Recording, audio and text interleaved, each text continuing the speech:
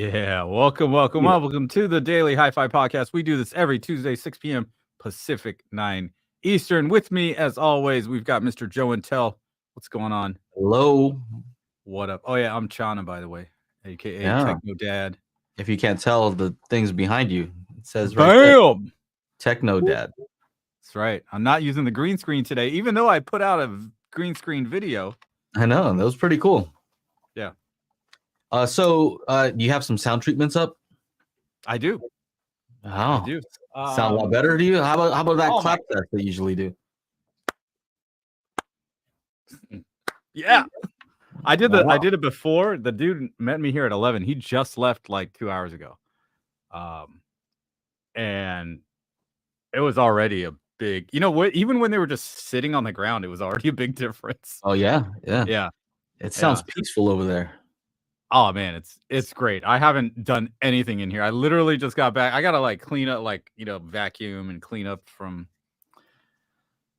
I would love to have done that all by myself, but he's all drilling through. He's like, oh, there's concrete back here. So I'm like, oh, you figure it out, bro. I'm not involved. We did do you know how hard it is to get a handheld mirror? Do you know how hard it was, dude? I had to wait and get it on Amazon. Why is it hard to get a handheld mirror? People just don't have them for sale. Like Target didn't have it. I was like, I'm not near any kind of Walmart. I went somewhere where I just saw some. Well, maybe it wasn't a handheld one. I feel like they're at the dollar stores. I feel like if you go to a dollar store, they would have one. Okay, maybe. So we did the first reflection point, which was perfectly center on this left wall, but not on this right wall. And he's like, do you want it perfectly centered though? I'm like, no, I want the thing to be right there that's the whole point. I don't care if it's off a little bit, not even Dollar Tree. What up, everybody in the chat? What's going on? Let's say what's up, Mr. Tim Perry. Gooch. Yep. Mr. Goochmoon is in the house. John Hour. There's a DJ named John Summit. Love that guy. You were just reminding me of him. True Voice of Reason is in the house. Charlie B. Marv. BB Photo. Wendell is in the house. Wendell's got a question for you. So let's... Sounds good. We'll try to answer Marv, as we can. Josh, Daryl Redwine, who's got the Cartman some sort of South Park person in there. Scruff, what's up? Mr. Van Gool. It was nice meeting you at the show, Van Gool. Michael Squires. What is this one? Stup 1D Mofo? Yeah. Stup. I don't know. Yeah. So if you do have questions and you definitely want it answered, then you can use the super chat and we'll make sure to get to those for sure. If not, then you can wait and we will try to answer as many as we can. And there's Chana eating as you guys requested. Hey, so I'm on this I'm trying to figure out what can I spend money on food-wise that's not going to break the bank and be somewhat healthy? So El Pollo Loco, the original Pollo Bowl, is $5 and 500 calories. Oh, yeah. Done. Yeah, there's some good. Yeah, El Pollo Loco is a good place. Yeah. So, Daryl asks, how long is that flight to Sri Lanka? It's about 21 to 22 hours in the air. So, pretty long time. First, going there, we did 3 flights. One from LAX to Seattle, then Seattle to Doha, which was 14 hours, and then Doha to Colombo, which is Colombo's capital, Sri Lanka. But on the way back, it was Colombo to Doha, Doha straight to LAX. And dude, you know how they have those airplane thing where it shows the route on the globe? We flew over the North Pole. I could have said what up to Santa Claus. I don't know if he's hibernating right now or whatever, but I'm like, wait a second, did we just, I even videotaped it. I'm like, look, we flew over the North Pole. It's so crazy. Yeah. But yeah. So it was a long time. One thing I want to mention is which video was it? One of the videos I came across, people were kind of saying, "Hey, you guys didn't answer the question." You know, I think we posed the question. The question I had was, "Why aren't more AVR companies using Class D?" Was that it? Yeah, and some of the comments are like, "This is the third time that you guys haven't answered the question," and I was like, I don't know if it has to do with our thumbnails or maybe people are thinking that they're expecting us to answer the question. But a lot of times when we discuss things on here, it's just really a question, right? It's like a question that I don't know. Why aren't more companies doing that? And I don't have the answer. The companies are the ones that know, right? I can guess. If you guys want me to guess, I can guess. But a lot of times it's just a discussion, right? So I want to make sure that people understand that that's what it is. And maybe it's just a matter of making sure that people understand with the titles and thumbnails. What is somebody saying? Ever since someone found a Leica at Goodwill by me, I've been going there a lot. They found a Leica over there. Nice. Hope they got a crazy good deal. So yeah, that's the first thing. Is just saying that a lot of times we're just asking questions. Yeah. So speaking of which, I have a few notes here. Okay. So this is. there's. Go ahead. You make a banner. No. It was the one that was. Let me scroll down here and share the screen. Present. Share screen. So we asked this like $5,000 tower speaker comparison, and we were just kind of discussing things. And this person says James Larson with Audioholics recently reviewed the 1723 towers. I looked and he reviewed the 1723S, so the smaller versions. And what I found sometimes is that the tuning on various ones are different, right? So you'd expect, they're smaller drivers, they're going to have less bass. That's an assumption, right? I haven't measured those, so I don't know. But sometimes they could have tuned that differently, right? I don't know. So anyway, he says he gave him a 5-star for bass extension. He said he didn't think a subwoofer was necessary. And here are some of the comments. And Sud3660 says you can place any speaker for more bass or soundstage, and room type or size also matters. Depends on the bass extension you want or are used to. Yeah, but when we're talking about bass extension, we're taking a look at some anechoic data. So they provide some of that on their website. And then this person here, Gian Pair GJ5ND. Anyway, he says that's because these clowns plugged the ports and complained about weak bass. Now, Chana, you were here. You were at my house when we were testing those speakers, right? Yep. The Arendal 1723 towers. We were experimenting with the ports. We're saying, it tells you right there, if you plug in one port, this is what happens. If you plug 2 ports, if you unplug all of them, this is what happens. We tried all of them. Yep. The speakers were close to the rear wall. It's like the ideal scenario for the most possible more bass for boundary gain, right? Yeah. So I said, of course, I have to respond. Well, you're wrong. All the port configurations were tested. Don't be a clown, because he said we're the clowns, right? We're clowns. And then I just also said, like, hey, Arendal has the frequency response on the website. They provide the frequency response, and you can see it there exactly what's happening, and that's what we're discussing in the video.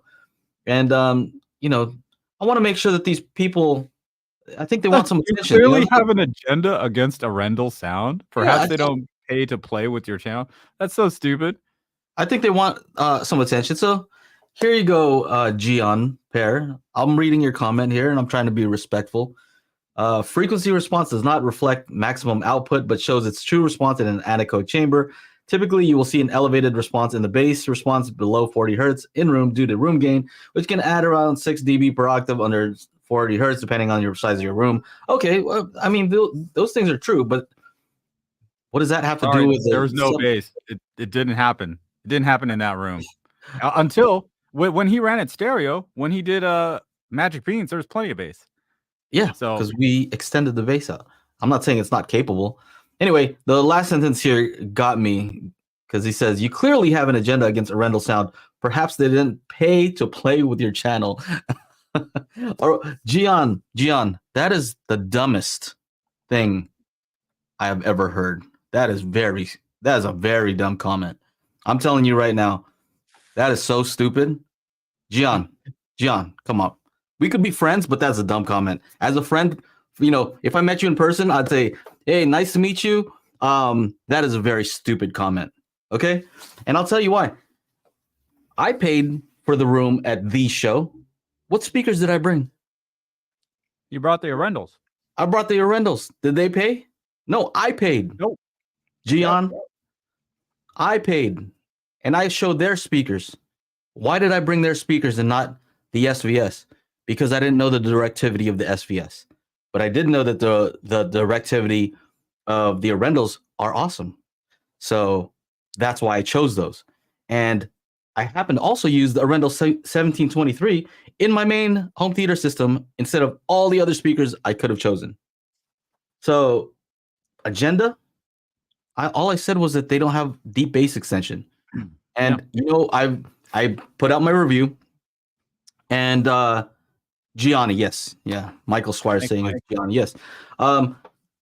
So I put out my review, and the folks at Arendal did message me back, and they said, yeah, that's true.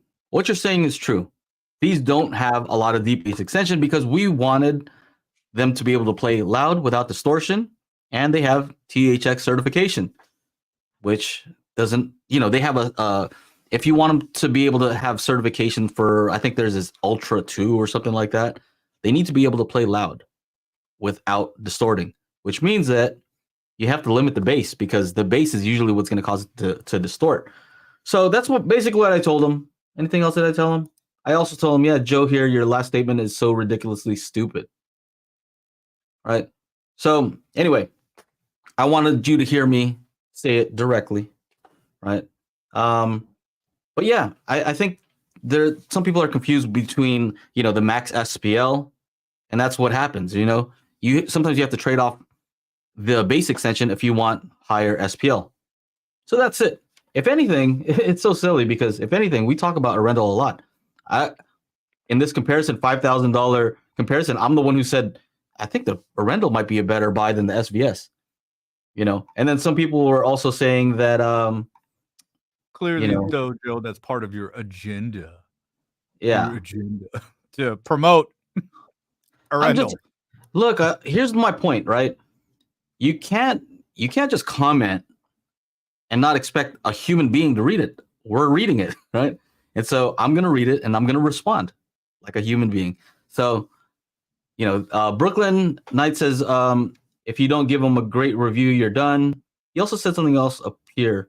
He says, Aaron gives honest reviews. I agree with that. And then he says, if SVS, if you don't give them a great review, you are done.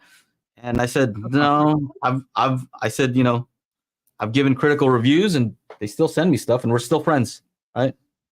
And I've been pretty critical of their stuff. And he says, obviously you weren't critical enough. I think he said weren't is probably what he means. And I think there's a difference. I told him, this is what I said in my comment here. There's a difference between being fair and say, these are the pros, these are the cons, versus like exaggerating the cons. That's also an extreme, right?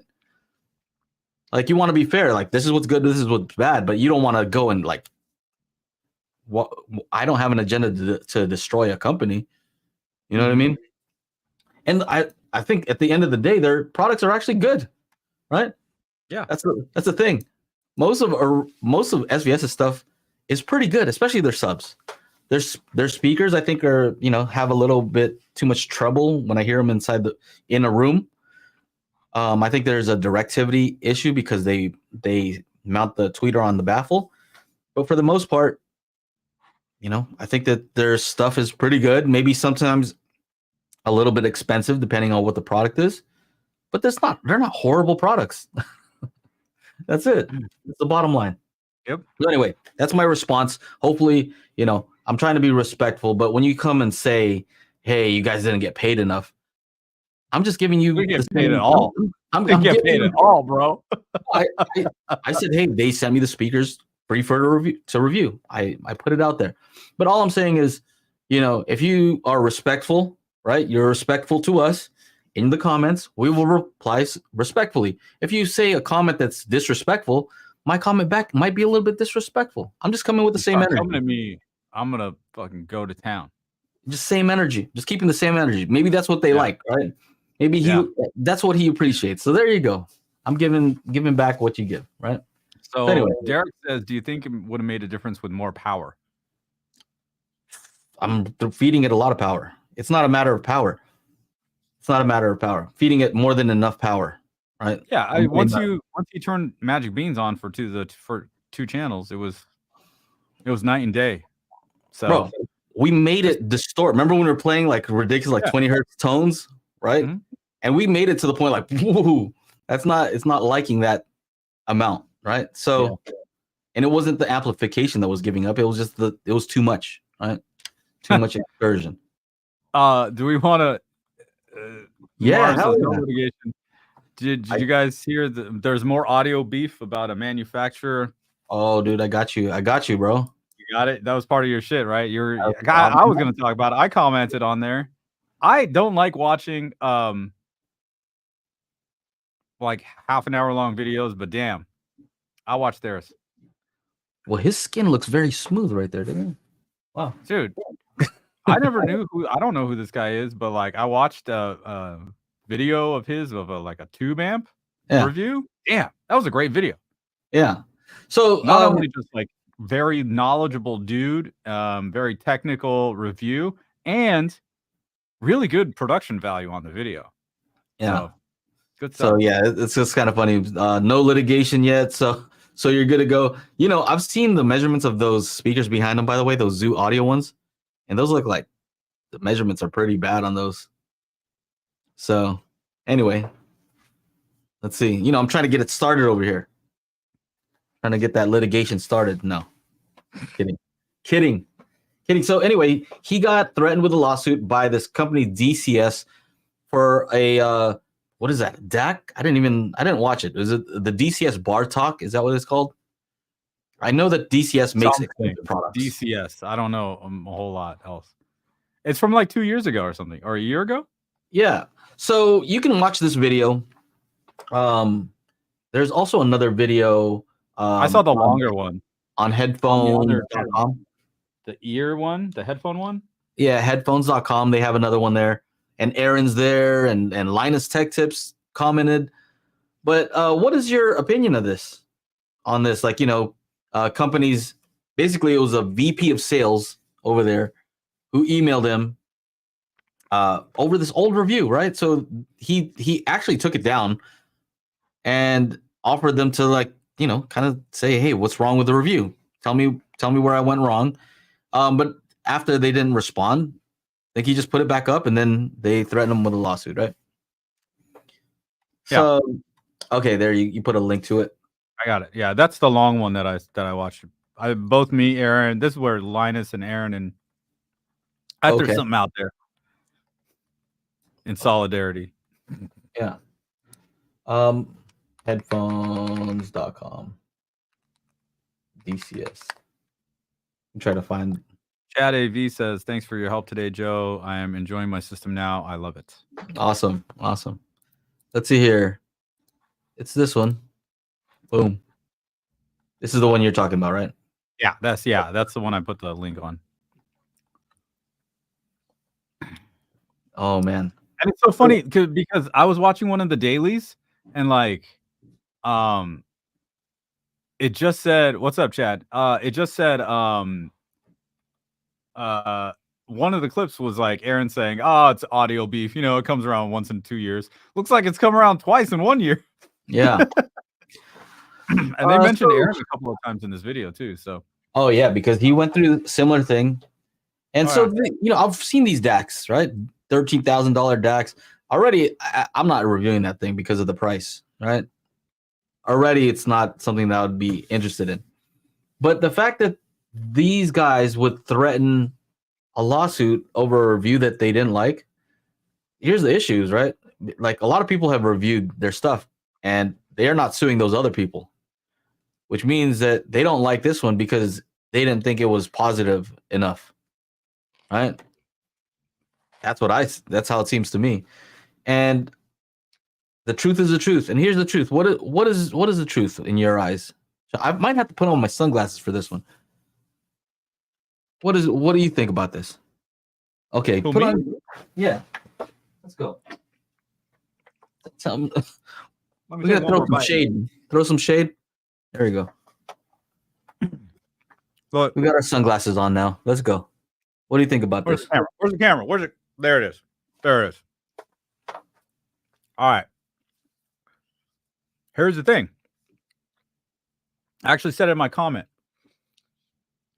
Audio, the audio industry, the audio hobby of audio has been subjective for so long. And you could get away with, a company can get away with putting out bad products, but if people can't really hear or tell the difference, or there's no way to gather objective data for these products, how are they going to know if it's good or bad? They don't. It's just like, oh, well, it sounds good. Did you hear the rumblings? Did you feel, your butthole shaking? Did you hear the angels chirping or whatever the fuck it is that they're talking about? But that's it. But now we're in a new paradigm altogether. We can test the speakers. We can ABX test the amplifiers. DACs. Dude, do you know how much a DAC chip costs? It costs fucking less than $100. $13,000. Really? Yeah, I don't know. I don't know what they're doing that.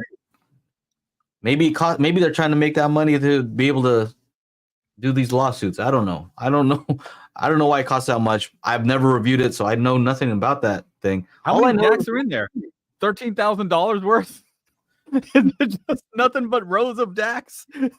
How many channels is that? Is that 30 channels or just two? Two? Good God. So here's what I think, bro. Go ahead. Are you done? Or you got more? Tell me. I think the only other thing was that, as reviewers, we should be able to freely say what we like, what we don't like, and that's it. If we don't like something, we don't like it. Tough shit. If you make a shitty product as a company and people understand and can see it's a shitty product, don't get mad. It's on you, not on the reviewer. That's it. Yeah, it's tricky as a reviewer because you may have influence, right? Just by the fact of how many subscribers you have, right? You may have some influence, whether you're right or wrong. So that's the part where, if I'm going to play devil's advocate for a second, everybody's entitled to their opinion. But truthfully, an opinion of someone with, a ton of subscribers, that's not that their opinion is it's not equal, right? It's not equal. So thank you, Thomas, for the super chat. I'll make sure to get back to you ASAP right after this. So, but what I want to say is, where was I? Basically, bottom line is that is such a stupid move on the part of whoever sent out that email, right? It says VP of sales. Man, they're gonna need a VP of in a store there's LP for loss prevention, right? They need somebody for all the losses that you're gonna take. They're gonna take so many losses. One of the comments I saw there was the amount of people who are not gonna buy a DCS product because of what they're doing here with the lawsuit is going to be way more than a negative review, right? You can do a negative review and some people might be like, man, well, there are positive ones. So maybe this guy just didn't like it. It's all good. I still want to buy it, right? But when you act this way, it's kind of like, what do they say? When somebody's stupid, they're like, you should just keep your mouth shut because once you start talking, you kind of like show your hands. You let people know you're stupid. Right. So I feel like this is such a stupid move. It's just such a dumb move to do that. I mean, it's been proven with Aaron's situation and the speaker company I speak nothing of because they're not worth me talking about. Not be named. They don't deserve it. They don't even deserve to be named. But that silliness, it's been proven that the industry or the community, the audio community is not going to stand for it. They were behind Aaron 100%. Oh my God. Yeah. You should have seen the crowds he was gathering at Expona. It was great. Somebody said in the comment, these guys just canceled themselves. Like, you can hear back, right? I'm sure that they're looking at the comments, and I don't know what's going to happen to this VP of sales, but I heard somewhere that, you know, I guess maybe the owner of the company said they apologize, blah, blah, blah. If it were me... Wait, hold on. Did that come through? Yeah, I heard that. Did that come through or no? Yeah, I heard it. Okay. So, yeah. I don't know what's up with these people doing these things. It's not going to work. You know, it might have worked for Bose back in the day. Who else was happy to sue people who didn't put out good reviews? Bose was kind of the one everybody knew. I think there's a couple of bad reviews I have, but it's still, people bought it. People still bought it. Yeah. You know, they just whatever. They might have listened to me and just bought it anyway. Mm-hmm. Right.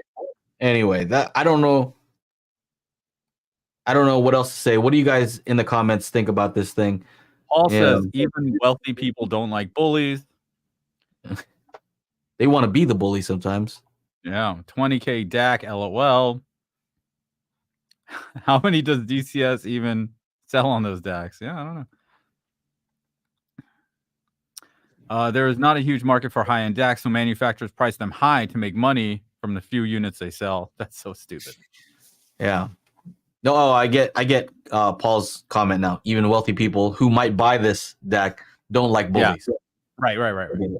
DRSX says, change my $2,000 DAC to a $200 DAC and never looked back. Yeah. Yep.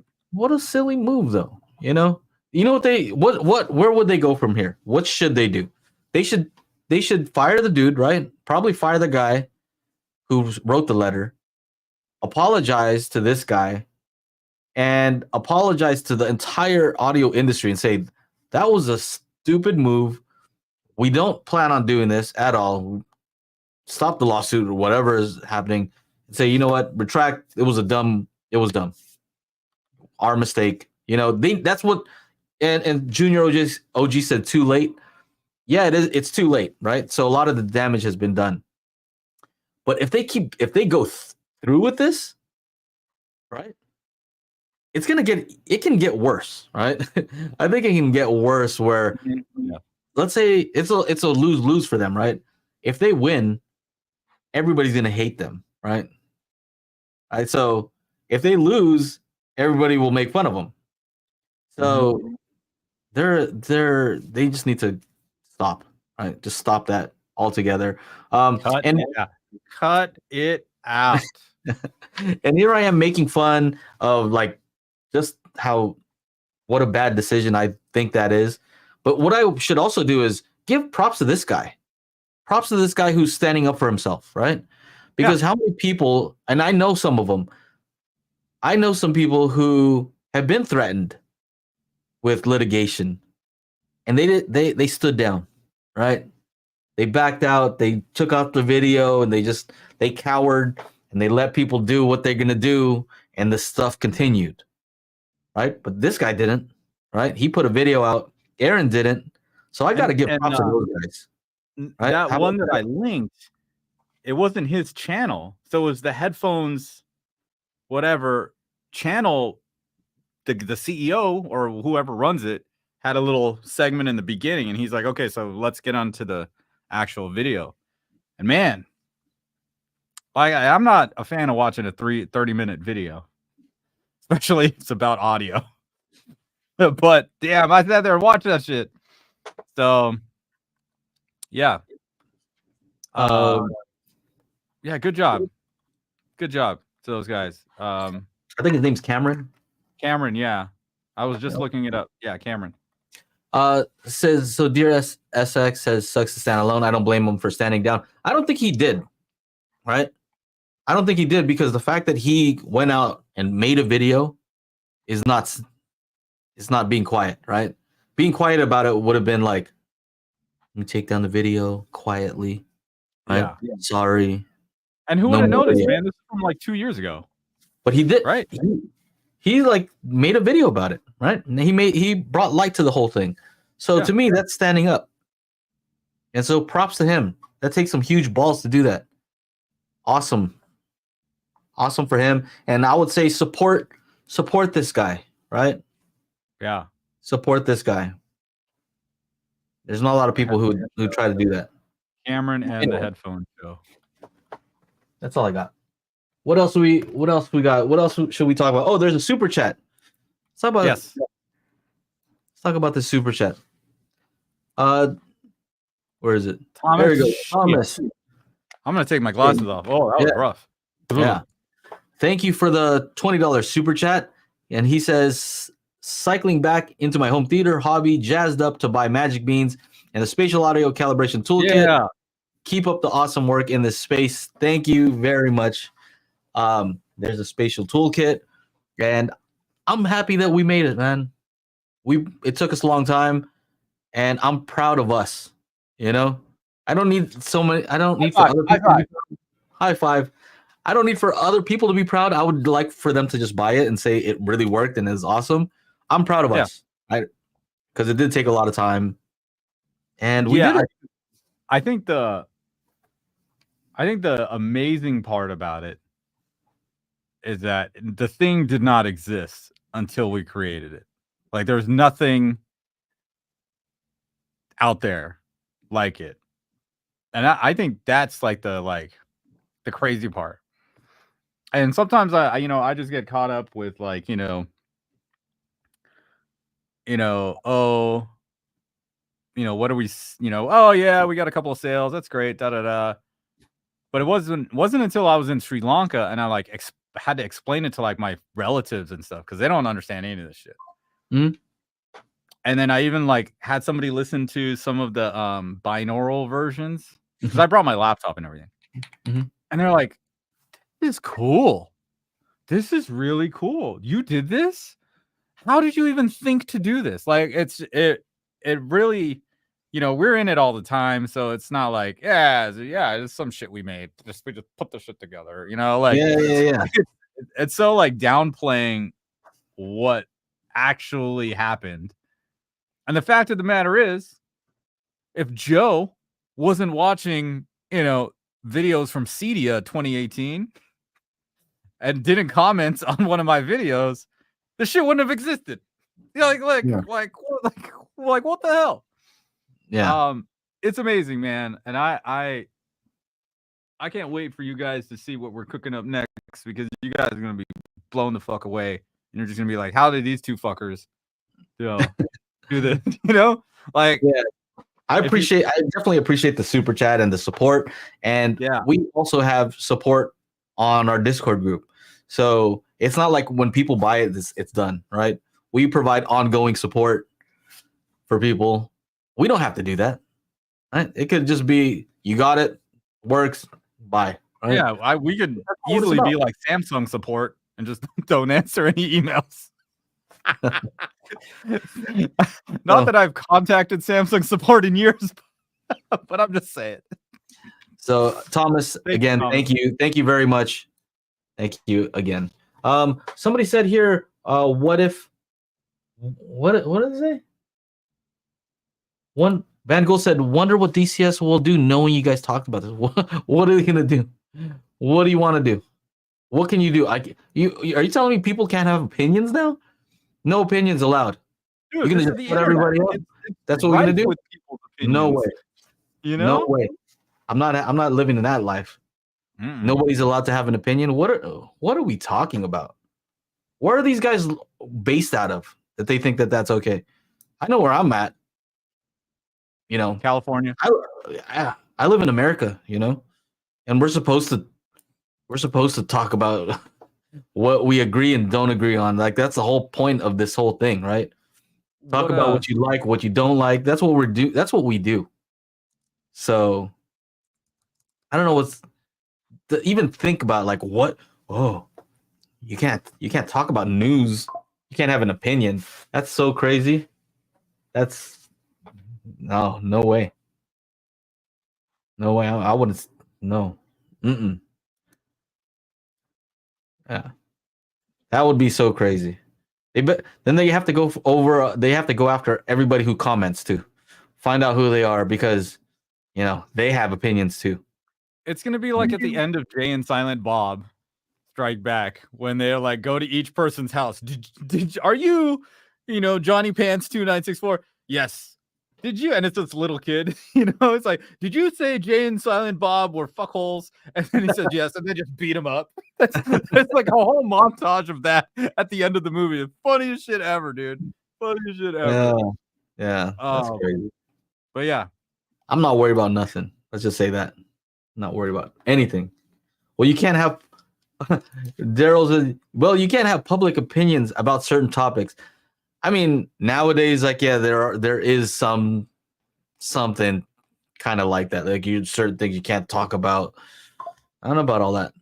I mean, we talk about it in our after show chat, and we talk about it on the after show. I don't really love that. I'm sure we'll have some discussions.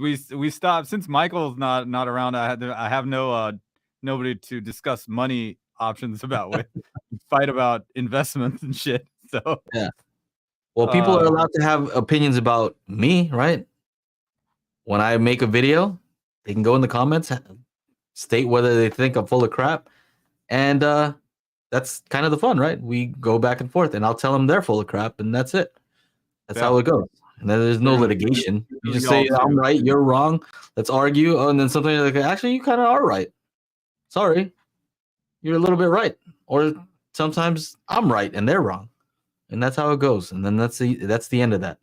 We go on being human beings.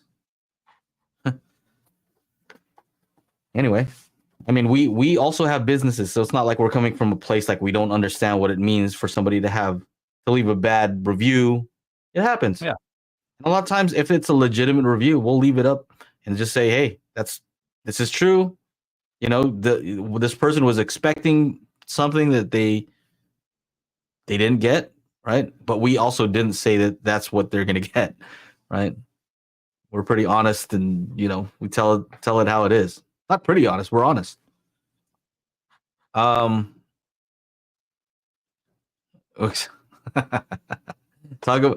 says, talk about anything except Bruno and Voldemort. Voldemort. The boy who lived has come to die. Thank you, dear SX, for the super chat. Subjective opinions, much nicer with data. Yeah. Mm-hmm. Exactly. Aaron does that. Joe does that. I'm going to have to start doing that now. No, you don't always have. I mean, sometimes I just look to Aaron's stuff. I'm going to measure this camera right here. There it is. There it is. What's your opinion? Is it too close or too far? It's just right. It's just right, and then you have the data to back it up right there. There it is. There it is. Go ahead. I was gonna say, what do you want to talk about? I was gonna talk about some Prime Day deals. It is Prime Day. I was gonna talk about the new thing, the new hotness from Kaleidoscape. New hotness from Kaleidoscape. $4,000. Oh, okay. That's a good thing. Kaleidoscape has officially introduced its latest offering, the Strato V. It's like a flying V, but no. Sorry, bad joke. 4K Dolby Vision playback. Ooh, Dolby Vision, finally. Lossless audio at a more accessible price of $4,000. Okay. Hey, that's pretty cool. At that, Joe. All of our live streams condemning Kaleidoscape, and they went and made something cheap. Imagine, look at that. Look at that. If we weren't hating on Kaleidoscape, they wouldn't have made this. See that? You can give something a bad review, and you think they're going to send us one though? You think they're going to send one our way to review? Probably not, but it's okay. It's okay. At least a good price. I don't know about these things. Is that a good price for that? Because I was going to talk about this, and I don't know the price of this. Like 8K. You saw this? Zidoo has like some new products that are like 8K. I don't know what the prices are. Oh yeah, like the what do you call it? The Revolution. That's not it. Yeah, I saw this one. Player. Probably that one, UHD 8000.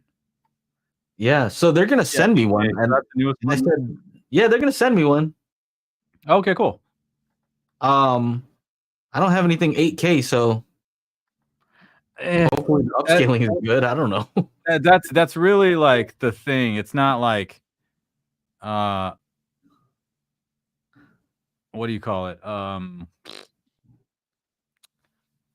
Sorry, I just lost my train of thought here. What are we talking about?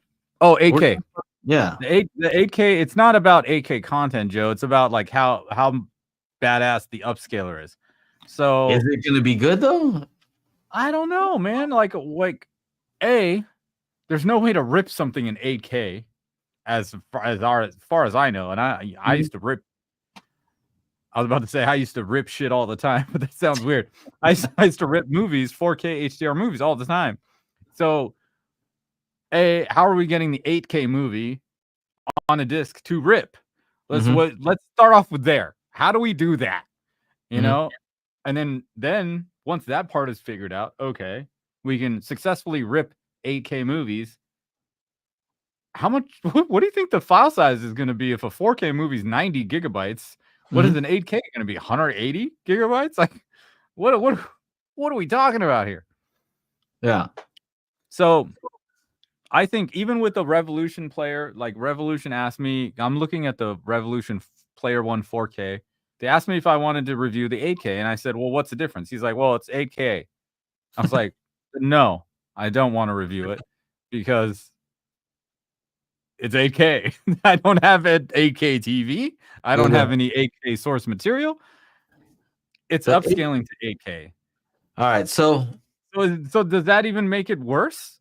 Does that even make it worse or what? You know what? I was fooled.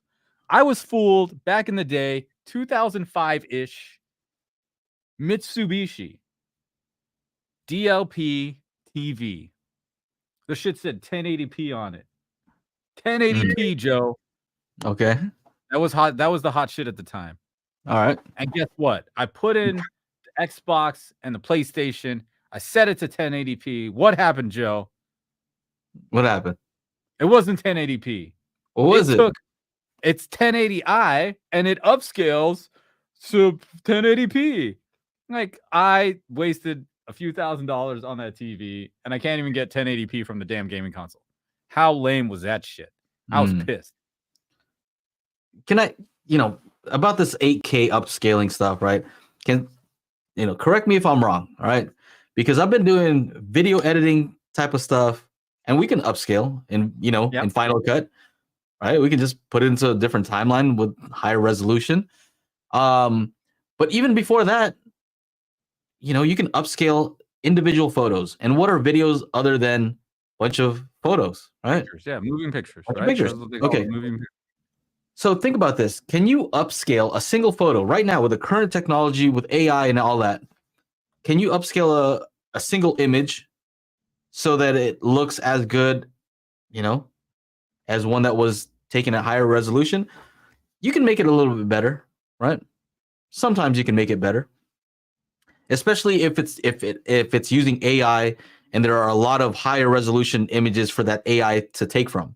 So if you take, in the, I have a Google Pixel, they have an example where they upscaled a picture of the Golden Gate Bridge. Well, there are tons of photos of the Golden Gate Bridge, and the Golden Gate Bridge kind of like stays the same, right? So they could use all that information and recreate a higher resolution from pictures that were taken at higher resolution. Okay, that's easy. But it's more difficult when we talk about. This guy's saying the new Kaleidoscape holds 10 movies. I don't know if that's true. Well, no, it's like it's 980 gigabytes. So if each movie is 90 gigabytes, it'll hold 10 movies. I don't know. Well, so real quick about this upscaling, right? So think about this. When they remaster stuff like Terminator 2, right? Yeah. They upscale it. They have all the time in the world. It doesn't have to be done in real time. Is it always is that the best? Is that the best you've ever seen? Or is it still like it's still not as good? And they have all the time in the world. They have all the processing power to throw at this. So all I'm saying is I'm not a huge believer that something can be upscaled in such a way that it looks awesome on everything. So Yeah. I have the NVIDIA Shield. It has AI upscaling, right? It does a pretty decent job, right? It looks okay, right? It's not horrible. But I don't know what's the benefit to going and upscaling to 8K. I guess my whole point is people keep trying to make it seem as if you can recreate something that wasn't there to begin with, right? And if the source doesn't have that information, then what are you recreating it from? You know, it's not From like you're making the artifacts look prettier. I don't The understand. video artifacts. What don't people understand about that concept? That it's what can you recreate from pixels that aren't there? You can estimate, right? Like what magic are people talking about here? Magic beans. That's Magic beans.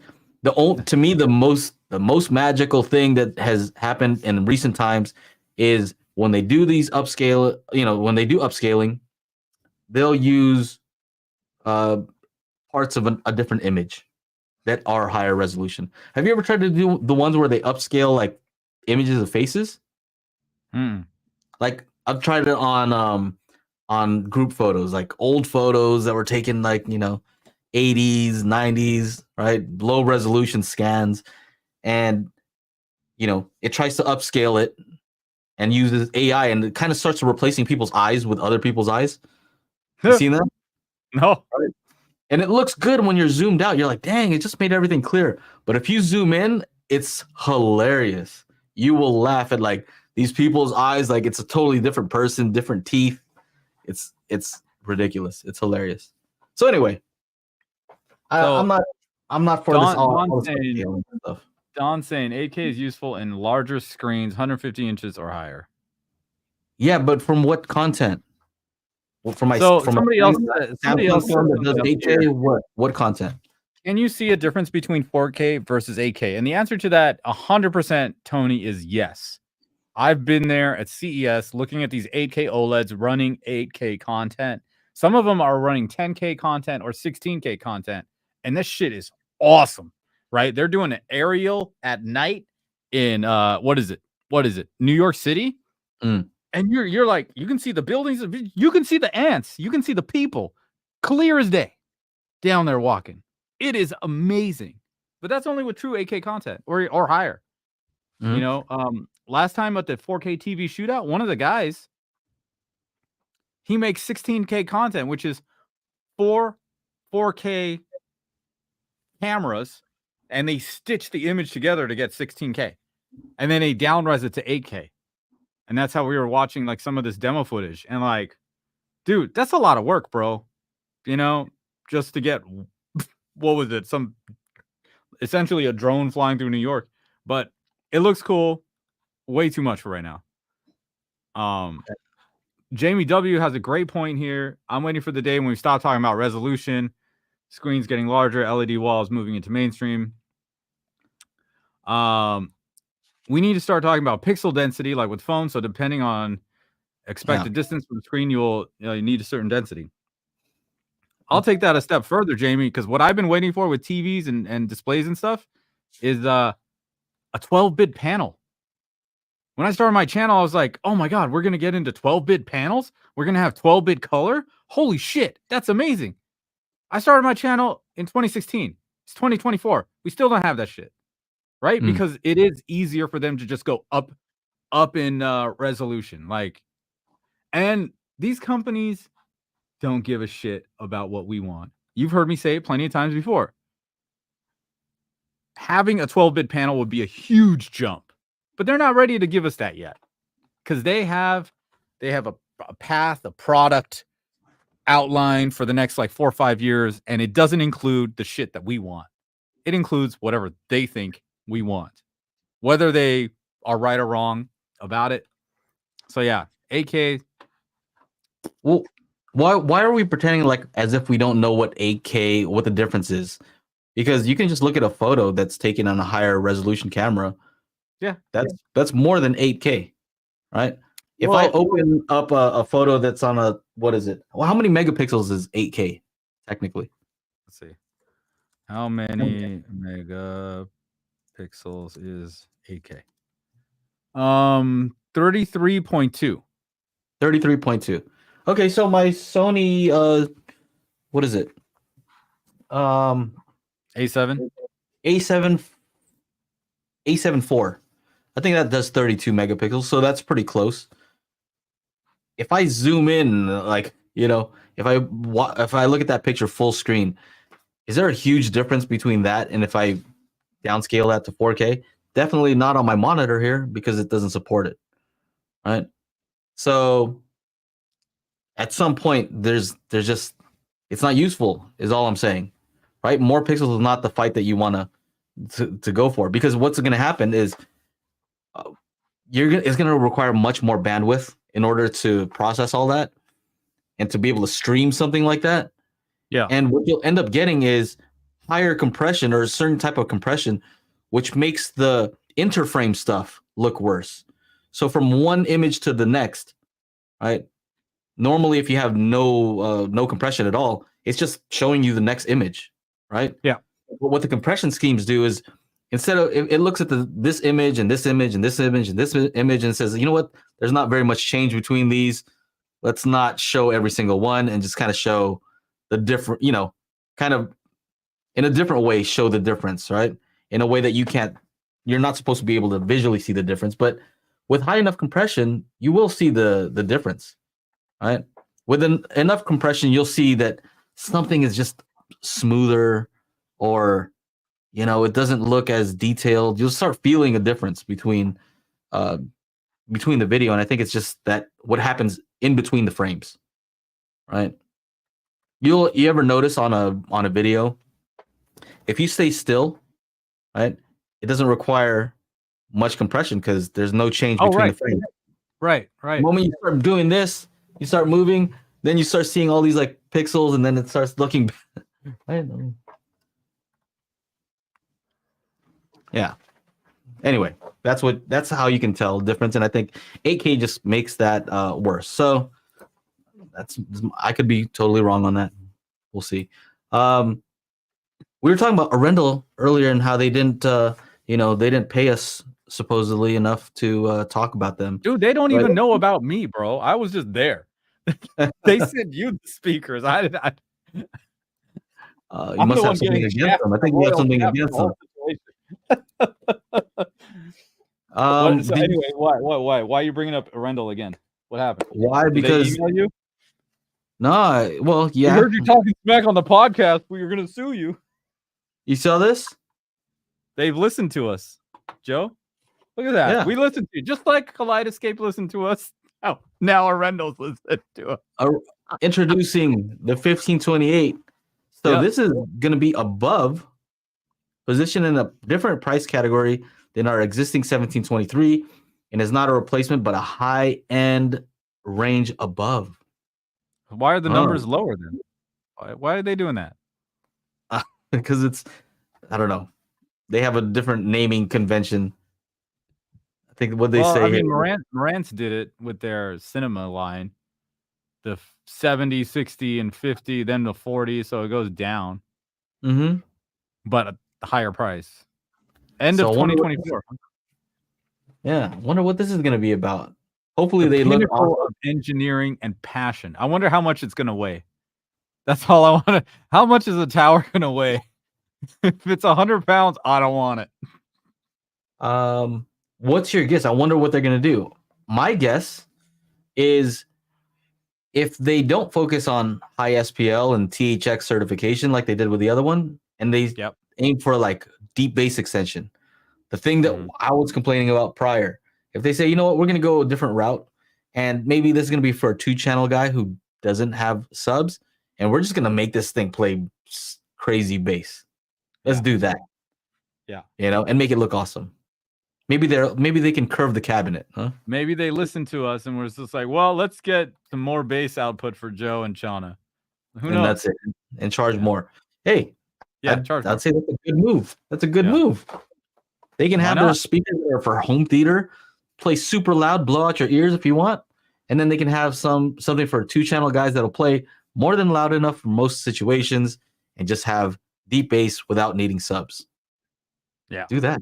I think that's a great idea. Let's do it. Let's get into some starred comments. Yeah.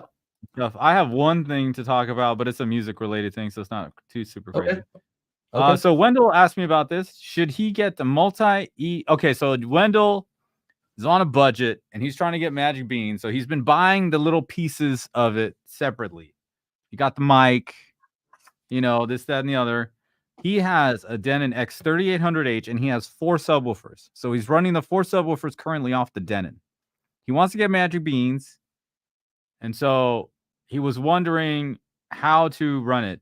Does he have to get the multi-EQ, multi-QX, as well as the mini DSP 2x4 HD? How many subs does he have again? 4. Okay, so this is what I'm gonna say. I'm gonna say that you should get both. The mini DSP 2x4 is great for managing multiple subs. If you want to get the most out of those 4 subs, mini DSP is the way to go. If you want to just keep it simple, if they're all the same sub, right? If they're all the same sub, you might be able to get away with just running all of them and making sure they're level matched. If they're the same distance from you, you can kind of just use a summed response, you know, and just kind of, I don't know, if you want to use a splitter and just have them all plugged in and getting the same exact signal.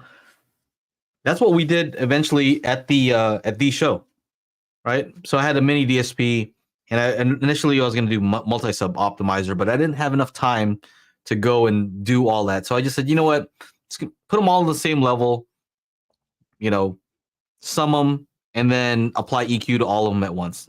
And it sounded awesome, because the more subs you have, the less of these issues that you might have. And a lot of times, depending on the sub that you have, you can do stuff to make sure that the phase is not canceling, you know, some of the other sounds out, right? So if you were to ask me which one you should get first, I think the multi-QX one is actually a really good deal. A lot of people don't think about it that way, but I think it is, because for $200, it'll unlock the ability to use your AVR or pre-pro as a giant mini DSP with however many channels of processing you have, you know, 13 channels of processing, whatever. And for $200, that's a lot of power, right? You'd have to get a mini DSP DDRC88A that I don't think they even sell anymore. And then you need 2 of those, right? So those were over $1,000. I think they're maybe $1,400 now. So you need 2 of those. For $200, you have that capability. So it just depends on how you look at it, you know? All right. So he says he's got a pair of SVS PB1000 Pro and a pair of Klipsch R12s. Yeah. I mean, I think ask anybody here who has those things, right? If you have a mini DSP, was it worth it?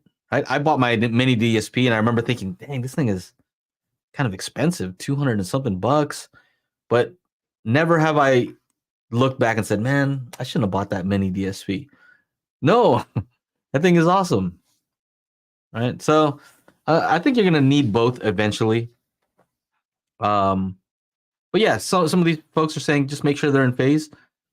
Yeah, mini DSP is way worth it. Yeah. Yeah. And then, you know, I was trying to tell Wendell, like, look, don't rush into buying anything.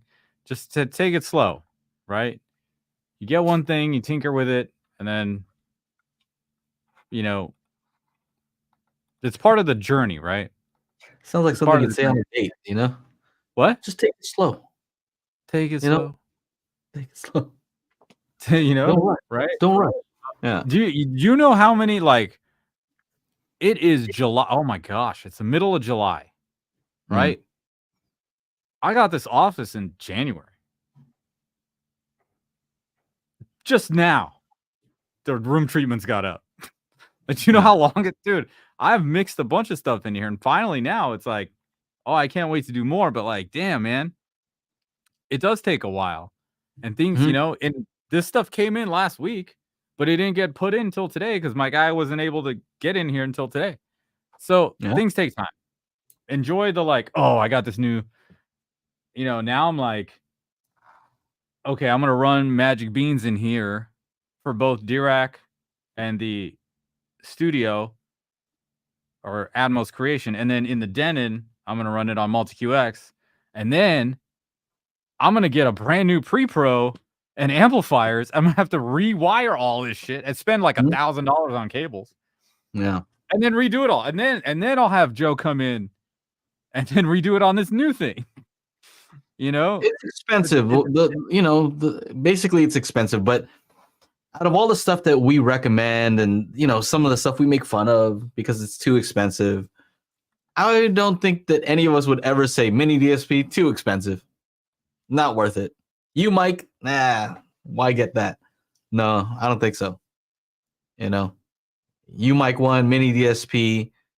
And I think the folks who don't believe that the Multi-QX app is worth it, the $200 one, I think it's because they're looking at it from the perspective of trying to get a better calibration with Odyssey. With just Odyssey, and like, what's the difference between me plugging in the mic directly to the AVR or running the $20 app, or this $200 app? If you look at it from that perspective, it's probably not worth it because you can do most of that stuff on the $20 app. But what you can't do is you can't disable a lot of this stuff. For sure. So Chad AV knows a lot about this.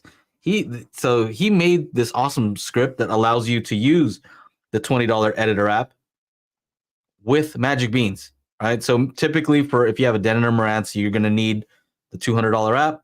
He made this script, this way of importing it, and I think that that's super cool. I haven't even gotten a chance to try it myself. But even he said, if you can afford the $200 app, it's probably just worth it to go that route, right?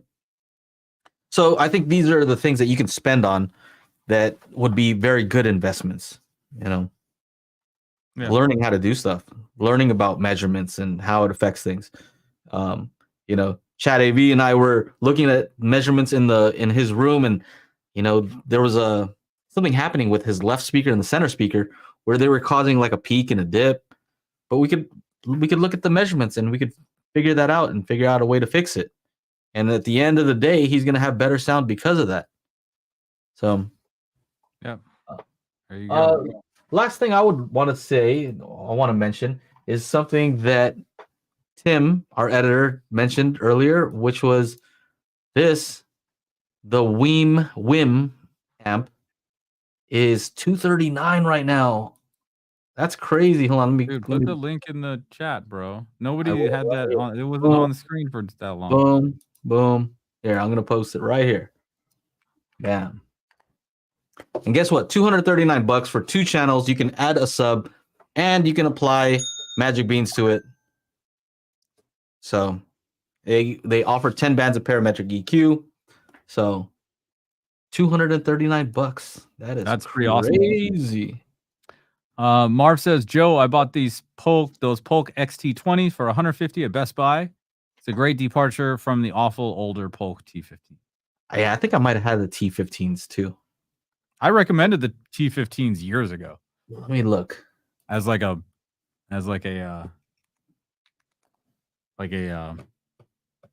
budget option. Yeah, I think I might have had the tower versions of these. Were there tower versions? T towers.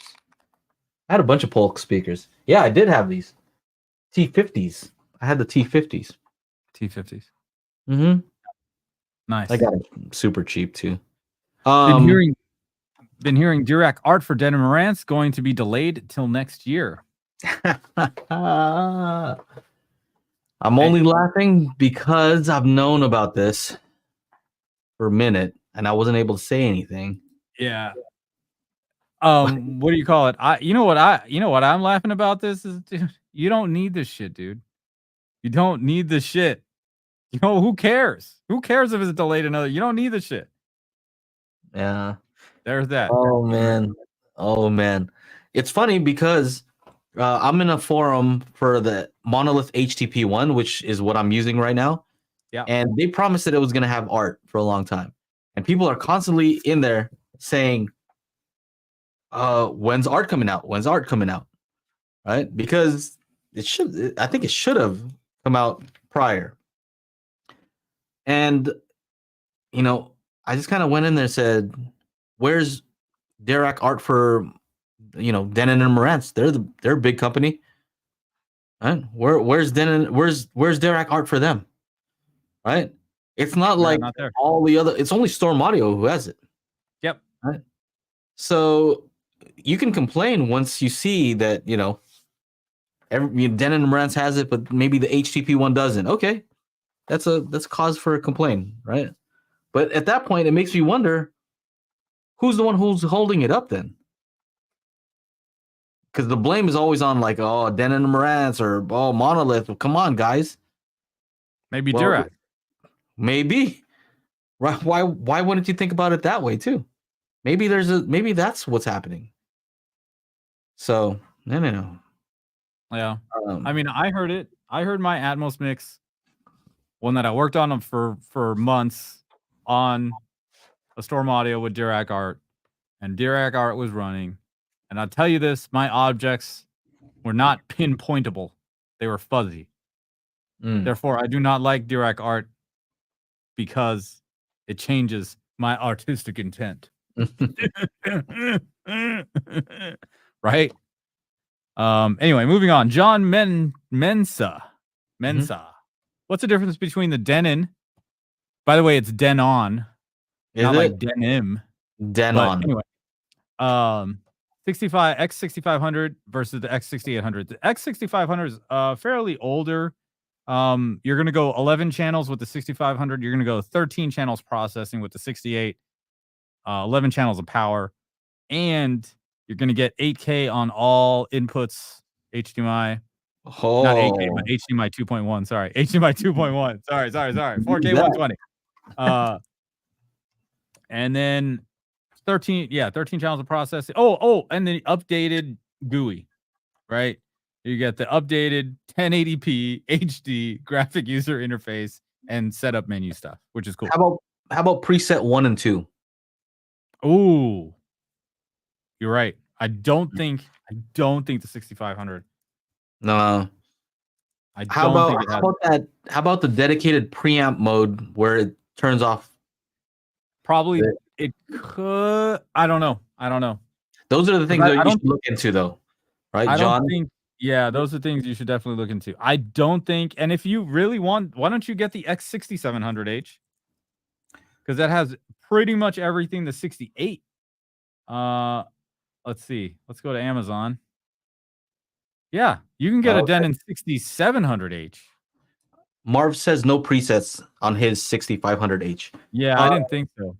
Marv, also, does your 6500H, does it have the dedicated preamp mode where it just turns off? Oh, the 6500? Oh, yeah, I don't think so. Does it like disconnect, the power going to the amplifiers and just like completely only uses the pre-outs? Because that was, I think, on some of the newer stuff. Also, they might do something different with how they handle top middles. Oh, right, the top middles, like if you wanted to use it for Oro 3D and how the 6700H, the 6700H will do that. 6500 won't. I just dropped a link in for the 6700H. It's $18.99 right now, so not bad, but no preamp mode, says Marv. No preamp mode. It's kind of a big deal. If you're planning on using it, I'd want that preamp mode. I'd want the 2 presets so you can try different things and go back and forth and test different things. Yeah. I think there was a smaller difference actually between the 6700H from the audio perspective. Well, it's tough because 6800 they started coming out with Dirac on that one, right? So if you want Dirac, you gotta pay for it. But you got, and then the 4 sub thing if you want to do that. 4 sub thing, yeah. Mm-hmm. So there's that also. The 65 versus the 68. You got 4 sub outputs on the 68. OSD 7-channel amp versus Outlaw 7-channel. Which one is better? I don't think you could tell that much of a difference. I bet I've seen them both opened up, and I'm not an electronics person, but when I look at them, they look very similar. So, which one do you like the lights on more? Yeah. Blues Doctor, could you post the link to Chana's video on Toolkit and Magic Beans, please? The one Thomas Shea mentioned. Which one? I don't know. We have lots of videos. Let me see if I can link to.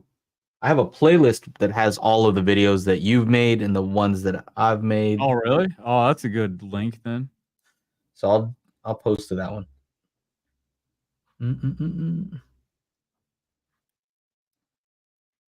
Okay. What else? Chad AV says, why don't we need Dirac ART? Isn't it the best thing ever? Is it the best thing ever? I think we've mentioned it. I think it does what. Let me tell you something. Honestly, man, these big, expensive pre-pros and the processors,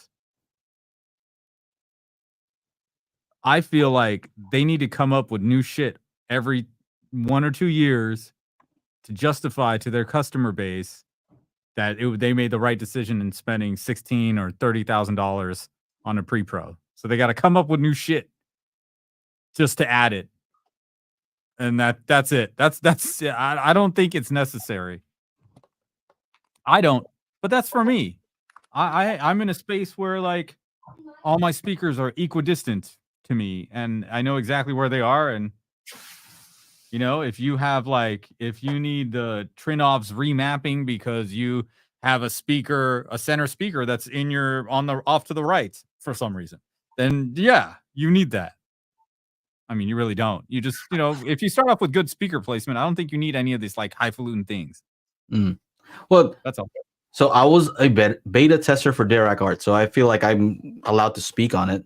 The former CEO and co-founder of Dirac and their senior engineer, they came over here to my house for 4 hours to listen to the system with Dirac ART applied to it. So that's not everybody who gets to do that, and I feel like I am in a position to talk about this. And in my testing, which was in my home theater setup, and also here in the studio setup, so 2 totally different scenarios, I found that Dirac ART does what they say it's going to do, which is, if I were to just kind of simplify everything, it makes it sound as if you are in an anechoic chamber for a certain frequency. So for the bass specifically, it takes out it can take out the reflections in the bass, right? And so does that sound good though? That is the real question. Do you want it to sound like you're kind of in an anechoic chamber, when it comes to your bass? Is that something that's desirable? And I would say in some situations, the answer is yes, it is desirable. But I think what they would need, and this is my recommendation to Dirac after doing the beta testing, was they need a way to reduce it, right? So it shouldn't be on or off. And there are ways to do it with their system, but it's not easy at all. It should be like they set it and then just one slider, like turn it down a little bit more, figure out how much bass you want to reduce and how much you want to keep it sounding natural. Because to me, it sounded unnatural. Like the bass was unnaturally like tight. Like that doesn't sound realistic in my room. Now, I think I could get used to it if I just watched the movie. I'd kind of forget about it and I'd just enjoy the system. But I think that's what they might be up against when they finally do release this. I think they're going to find out. People are going to say, hey, it does work. I don't know if I like it. I don't know if I like that. I think if they find a way to make it so that you can adjust that, I think a lot of people are going to say, wow, it's really good. I keep it on minimum. Not even medium. Right? Yeah. We'll see. Wendell says, thanks, guys, for giving a little bit of direction. No problem. That's what we're here for. Mid-bass Maestro 7.3.4. What you guys lay out currently? What do you got, Joe? Here in my studio, 7.1.4. My living room, 7.1.4 with 2 subs, and upfiring for the height, just because I wanted to test that out. And then in my home theater, I have a 7.1.4, but I'm going to change that very soon. But it should be 13.1 because I do have the Oro like center height and voice of God. And in that system, I have 3 subs and then a tactile transducer. I'm probably going to start using those huge Arendal subs. Arendal, there you go again. Oh, dude, I'm scared. I don't know where to put them. So I might have like 4 or 5 subs. I don't know. And then I'm going to change it to 6 height speakers instead. Yeah. Hey. So 7.1.6. If I can get away with doing wides, I'm interested. in doing it. So maybe I'm going to move up to 9.1.6 just to see what it's all about. Oh, yeah. You have an HTP1, so you can do that. I do. 16 channels, baby. And still, I'm going to use a mini DSP. I do use a mini DSP. For all those subs. Yeah. Here in the studio, I have 714, but that's going to be changing to 716. I got 2 more speaker on a sticks in the bedroom setup. That was a 5.1.4, but I had to move the speaker on a sticks over here. So as soon as I buy some more speaker on a sticks, I'll have 5.1.4 back there again. I only have a 10-inch subwoofer here in the studio. And man, I played it like 2 nights ago, and this whole office building shakes with this little 10.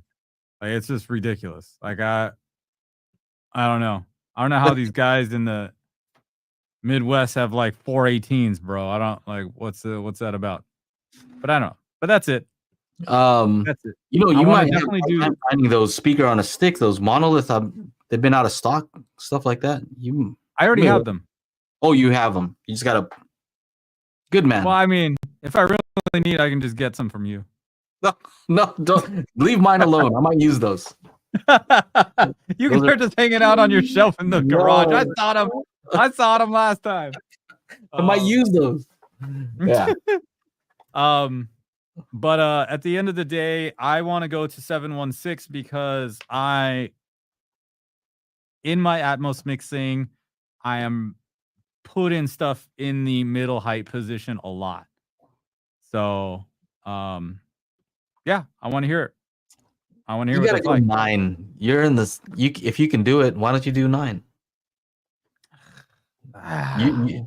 See, I'm in a space where I have to do other things, right? So over here, I have I gotta review speakers. I gotta make videos. Nah, you could do 916 and then even add more those, the 2 crappy speakers that you usually use to check your mix. Like do that whole thing where you can switch it over to the 2 crappy ones. Oh, dude, I was gonna send you a link. Somebody in the UK made those things, but they're like awesome. What? Yeah, they made a new set of those where like it's like the measures totally like flat down to 80. I thought the point was to sound crappy though. Oh yeah, I don't know, man. I don't know. You know, so I mean, ostensibly I could just put in a couple of what is it? What are these? The monolith compact satellites. Yeah. You could use the compact satellites and then run Wipeout and it'll probably do the same thing. Just make them sound real bad. Or how about I get 2 more monolith T5s? I got some right here. You need the towers? Wides. Yeah. Yeah, I got some towers right here. Oh, I just take those from you? Actually, that's how I got these T5 towers from you too. This is the same one. Yeah. We'll figure it out. I'm teasing about the Wipeout. From what I've been hearing from other people, Wipeout seems like it's the least invasive. Like it's the least bad when you compare it versus Odyssey. Mm-hmm. So that's a compliment, right? It's less bad. That's a good thing. Oh, all right. Let's I see think what's that's up. Do you guys know the difference between Mad VR Extreme versus Pro besides the price? Sorry, Richard, I do not. Yeah, that's not something. You know who might know is Don. So in the after show, if you pop into the after show, Don knows all about that stuff. So yeah. Anything else? Maybe Paul. Paul? Does Paul know about that stuff? I don't... Paul knows about that. Yes, 6 height speakers on sticks. 100%. That's what I'm gonna do. Oh yes, let's do Chris Contreras. We still have more. Let's go. Okay. What else we got? What is the most expensive pair of speakers that didn't sound good to you, and what budget speakers impress you the most? Oh, I'm gonna get in trouble. Oh, I'm gonna get in trouble for this. You're not allowed to say sound that you didn't like. Oh, you're not allowed to, bro. I'll tell you right now. Okay. All right. So Mon Acoustics. You see those metal speakers? They were like 20 G's. The guy brought them here and I made a video for him. Right. So if you go to their website, you can see the video. 20 G's, heavy, made out of metal. And I measured them and I listened to them. And they sent me those, and they also brought the $2,000 little tiny ones. To me, those were the number 1 and number 2 worst speakers I've ever heard and measured. Right, number 1 and number 2, and they're pretty expensive. Like I have these Polk XT20s right here. Right, I think they're $250 a pair when I reviewed them. Would smoke those speakers. So 20,000, $250 a pair. I think they have a new one, right? That people seem to like. You know, I'm talking about monoacoustic. I don't know. Right? I'm not saying everything they make is bad, but that's a direct answer to this question.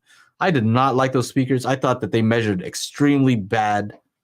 And I told the guy, these measure extremely bad. Send it back and figure out how to do this crossover better. I don't know. Fix this because these are not good and they're expensive. So, you know, maybe that's what they did with their newer one. Maybe their newer one actually measures well. So I hope so for their sake. That's it. How about you? Expensive that you didn't like, budget that you did. Expensive I didn't like. It's dark in here now. Expensive speakers I didn't like. I saw a pair of Audio Advice Live. Everybody was fucking drooling over them. Monitor Audio Hyphen. It looks like 2 speakers hugging. Right? Cool concept. 150,000 a pair. Didn't like them. You know what I did like at a third of the price was the Stradivari G2 by Sonus Faber. 50,000 a pair. Much better than those 150,000 a pair. But god damn it, these Monolith T6 towers are fucking awesome. At what did I pay for them? What did I pay for them? Less than $300. Less than $300. They list for the $399, so they're supposed to be $800. Yeah. You know, I've heard some focals that didn't measure well. I've owned some focals that didn't measure well. They were okay. After Match Beans, you know, we got them down. At least the directivity was good enough so that we could EQ them perfectly. Again, the T6 monolith T6 kick ass. That's why they're my front stage here. They kick ass. That's pretty much it. That's why you actually use them, huh? That's why I use them for actual like mixing Atmos. Not only just I watched House of the Dragon. Okay, you remember my biggest gripe with Rebel Moon, right? Is that the rain scenes? There was nothing in the high channels. Oh, there was this awesome rain scene in House of the Dragon episode 2 or 3, I forget. Fuck. Sound is so good in here. Sound is so great with the Atmos and the rains. But then, and I wasn't getting, DJ knows. Hell no. Dude, I had the two. I was looking for one more, and my producer buddy's like, try Facebook Marketplace. Some lady put up one for sale for $150. I went and bought it the next day. I was just like, I'm not. He's like, yeah, dude, offer her like 120. I'm like, no way. No. I'm going to go get this right the fuck now because, and it was in a box. They barely even used it. I was like, how lucky was it? I was looking for one appeared, can't find them anywhere. So no, you can you can offer what you want to Joe for his two. No, I use mine in the living room. Those are the ones I use in the living room. You can use the T5s. You can sell your. No, actually, I have those. I have what are they? The ELAC Unify Reference Towers. Yeah, those are 2,000 a pair. I have them. They actually look nice in the living room. But I'm still using these. Why? I want people to understand that I have more expensive speakers here. And there's a reason I don't use them. Those ones you're talking about, I have those in storage too, elsewhere. Yeah. So I have the Martin Logan Electrostats still in storage. You still have those? Yeah. What? They're not here. They're up in Mammoth, but you're supposed to send those back. I sent back all of them except the towers because I couldn't get them into the boxes. So they're just in storage, and the boxes are next to them. Oh yeah. So there you go. For anybody who doesn't think that we're willing to say what we don't like, there it is. We said it. Done. Yeah, man. Those monitor look, the monitor audio. I can take these off now. Yeah. The monitor audio theater series was great. At Audio Advice, those were like fantastic. But this hyphen thing, like, look, man, you want to make some speakers look like they're like out of this world. If you don't know what I'm talking about here, I'll put them up on screen. Right? Oh, I gotta go back to these things. These guys. See, it's like two speakers hugging, right? There's a little bridge in the middle there. Yeah, these guys. 150,000 a pair. I wouldn't. Yeah. The speakers. Look, if you want to make a cool looking speaker and charge a lot of money, just be like, hey, they don't measure well, but they look cool. Oh, it's like the Sonus Faber. Sonus Faber invites me to their suite at the Wynn Hotel CES. Hey, Chana, we want you to come check out our brand new Suprema speakers. I did a great interview with Livio Cucuzzo, Chief Design Officer of Macintosh Group. Super nice guy. They're giving me a demo of these speakers, $750,000. The electronics to match up were $300K, so we're talking $1 million. It's a 2.2. They have the two towers, and then they have a tower each of subwoofers, 2 15s on either side, right? 30 inches, 60 inches of subwoofer surface area. They asked what I liked, and I was like, can I play something with bass, please? And I played something that I knew would hit like 20 hertz, and they're like, well, the room, we could only get to 27 hertz in this room. And the shit looks cool. You got $1 million. Hey, they treat you like a king. You get a free trip to Italy. You hang out. You pick out all your options. You want the forged carbon fiber, or the regular, Ooh, you pick out all those things, and then months later, when it arrives, somebody from Sonus Faber comes in, sets it up for you, tunes it to your room. That's it. There you go. $1 million. You got $1 million to spend, buy that shit. Super cool. I'll take the T6s over that. At least treat you to some nice Italian dinner. Come on. Yeah. Nice. I was trying to joke with the guy. He was so serious. He's a cool dude though. He watches all my Instagram stories. So Livio, you're awesome. Can I mention something real quick about this Mon acoustics? Because I did say that those are the worst sounding and worst measuring ones that I've ever. I didn't review them, right? I didn't review them because I just told the guy, hey, I don't think you want me to review these, bro. I don't like them, right? And so to the people who think that you can't be honest with people, I think it's the opposite. I think the opposite is true because I'm looking back at a text that I got from the person who's in charge of distributing Monacoustics here in the US. He says, recently, this is before the show, like right before. He says, good morning. No, he says, hello, Joe. How are you doing? Would you like to review our Platimon VC1 speakers? Right. So I just told him that the other speakers are the worst. I hate them. And he's offering for me to check out these other ones. So props to him, right? Because he could have said, don't ever, never with this guy. But instead he's like, let's try again. We have a better product now, right? That shows confidence that maybe it is a better product. So I got to give him props for that. That's awesome for even attempting to reach out again. Yeah. He could have easily said, forget this guy. Yeah. There it is. What's this question here? Unfinished Business says, aren't you guys partnered with Audio Advice and Dream Media? I used to have a sponsorship with Audio Advice, but not anymore. So I think this is related to the Kaleidoscape because we can get a Kaleidoscape through one of them. That's okay. All. Yeah, no. Yeah. I'm not. And yeah, I'm familiar. I'm cool with both of those outlets. But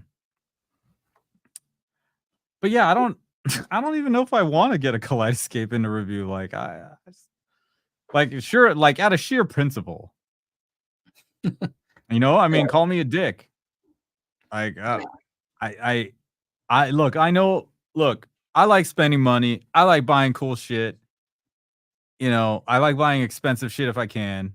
Like, you should have seen the plane tickets, the seats we had going to business class on Qatar Airways. Damn. Anyway. Yeah, I just out of principle probably would just like, it's one of those things where it's just like I talk too much shit about it to then be like, okay, well, check out this. Like you guys would be like, what the fuck happened to Chana? How much are they paying him to have this Kaleidoscape on there? You know what I'm saying? Like the amount of shit I talk about Trinov and its stupid wireframe Atmos viewer thing. Come on. That's like a worse version of Pong in a $30,000 machine. Let's go. Come on. Can we make that look better, please? Yeah, I don't know. I don't think I would ever want one of those. Denon 4800H Amazon Prime Day. What is it? Is it good? What is it on sale for? Let's see. I'm going there now. Denon. Oh, you know what? Everybody is since it's prime. Oh, 1709. Oh, 1709. That's not bad. 32% off. That's a pretty good price. Denon X 4800H on sale. Everybody's having a so right now I was in Best Buy because I needed to get an 8-port switch here for the studio. It's Black Friday in July because of Amazon Prime Days. Like everybody has a sale. Crutchfield is having a huge sale because Amazon is doing Prime Days. Can you believe it, Joe? Funniest shit ever. Yeah. Anybody have the Onkyo RZ50? Is the Dirac upgradable to a version with bass control? I heard that it was, Marv, but I don't know for sure, bro. I don't know 100% for sure. I'm looking it up right now. I don't see. Maybe somebody else can answer. I don't know the answer to that one. Yeah. I don't think so. But Joe, have you tried Magic Beans on AT300? Oh, what a great question. I'm in contact with Summit Hi-Fi, and they sell the Tone Winner AT300, and they're supposed to send me one because I've had a discussion with them, and I basically said I think this is an awesome hardware offering, except I don't think people will buy it without knowing if the room correction is good. But if they can buy Right. Magic Beans and make it sound awesome, that may convince people to say like, yeah, I can roll with big this. value proposition there. Yeah. So To that's use like a in the works. and somebody said that I don't use like, you know, I dumb it down for the audience. There you go. It's a value proposition. Yes. Yeah, somebody said that about John. They're like, man, when I talk to him in person, he actually knows a lot. But in his videos, I didn't think he knew very much. He's like, yeah, because he makes it simple for everybody. There it is. Would a JBL concert flex speaker system work for Atmos? What the heck is that? JBL concert flex. For what is a concert flex? I don't know, but speaker. You know what? You want to see what popped up on my screen? Holy crap. Look at this. Boom. The heck? Let's get one of those suckers. Look at that front stage. Ew. I don't know what a concert flex is. I'm looking it up. JBL concert flex speaker. Yeah. I see live flex earbuds. Yeah. JBL flex portable system. Live flex. No. I don't see anything. Wilfredo Hernandez says RZ50 can't upgrade to DLBC. Oh, okay, there it is. There's your answer. And yes, Derek, Summit Hi-Fi is in Canada. What else? We got a new member. Static Age. What up, buddy? You got that Pirates hat on. Don't forget to hang out in the after show tonight and say what up to everybody in the crew. He's got a question here. I have an old Salk Song Tower speakers I got for a steal and love them. How do I match a center channel to them since Salk is no more? Oh, Salk sound. John Salk. Remember we interviewed him. He was cool. Did we? Yeah. At the Hi-Fi Summit, I think, or AV Summit, one of those. But yeah, John Salk, older dude. You'd think he was drinking sodas. You might have been half asleep. So I'm looking at the Song Tower. It looks like an MTM design. Almost looks like they're using some. What are those? I don't know. Those cones look familiar. The thing about this to match these, because remember, if you're going to use EQ, then you can adjust the frequency response, but that doesn't guarantee that the sound is going to be the same because the directivity would need to be similar also. So are there measurements on these? Because what you can do is maybe find something with a similar directivity. That's what I was thinking. Here's a measurement, but it doesn't say directivity. Response. Let's see. What do they have out here? They just have the basic frequency response. I don't think they have directivity. But I'll tell you something that you can do is if you have Magic Beans, we have a way of doing what we call an in-room directivity measurement, which is something new. And it's a way of kind of getting an idea what it does above the transition region. So in the higher frequencies, what is the directivity? And I've matched the measurements over some Klippel measurements, and I can say that I'm confident in saying that it gives you a very good idea of what the directivity is of some speakers that may have not been measured, with a Klippel or anechoically. So from there, what you can do is you can go to spinorama.org and maybe look for some other speakers with similar directivity. And what that would allow you to do is EQ them both so that they have similar sound. Yeah, I think you might be surprised that with EQ you can match them up pretty well. So that's what I could recommend. Sensitivity, if those are different, that's not a problem because you just adjust the levels on them, right? Yeah. Yeah. Let me know. That requires a pro version, but because I'm recommending it to you right now, and because you're a patron, not a patron, member, channel member. A member. We don't use Patreon that much anymore. Because you're a member of the Daily Hi-Fi Crew, let me know. I'll take good care of you. What else? Is that it? Endgame speakers. Dear SX asks, you guys have an Endgame speaker you plan to buy? Huh. I don't know. I don't really have one yet. I know Aaron is all about that. What is that? Blade 2 Meta. I don't know that I have one yet. Do you? Do you have a like Endgame speaker?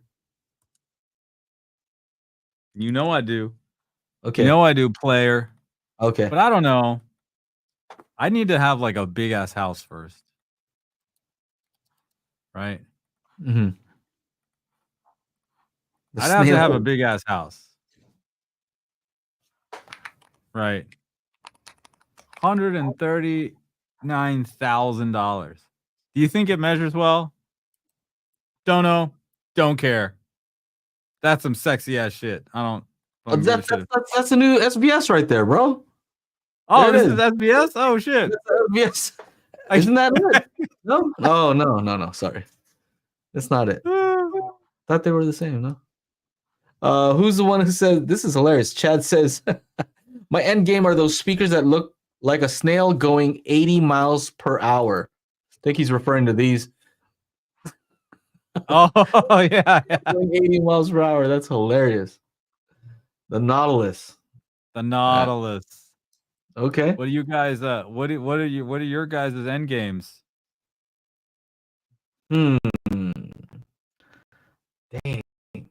What would I really want? I never even thought about it like that. Maybe I would have to go with per listen, whatever their top of the line per listen speakers, because they're probably awesome. Yeah. I don't know. I don't love the way they look, honestly, though. Nothing about them says like, ooh, I love the way those look. I mean, those Borisons looked really cool. Yeah. If it was Endgame, it'd have to also look as awesome as they would measure. Like those Genelec speakers that we saw, they were freaking ugly. All those big giant ones? Those are not good looking speakers, bro. They all tech, maybe they're awesome, but they did not look handsome. Hold on.